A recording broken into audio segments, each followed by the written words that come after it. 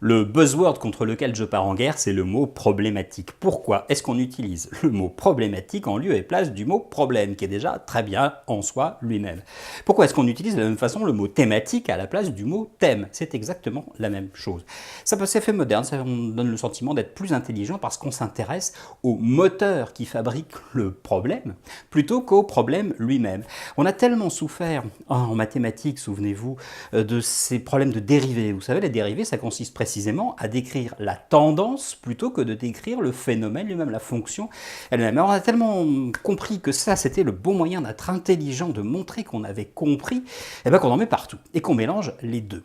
Le problème, justement, c'est que votre client, forcément, enfin la personne à qui vous adressez, elle s'en fiche un peu que vous soyez plus intelligent, que vous ayez compris le truc. Elle, ce qu'elle veut, c'est qu'on résolve son problème.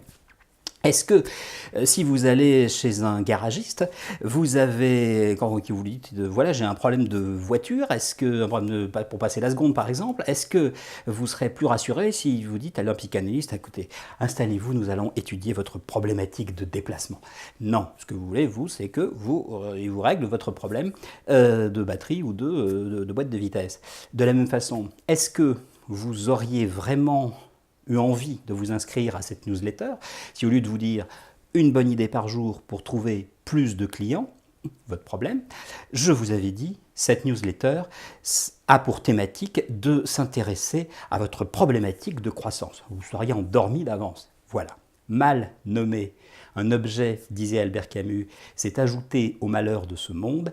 Mal nommé le problème de votre client, c'est ajouter sacrément des chiffres à votre budget marketing.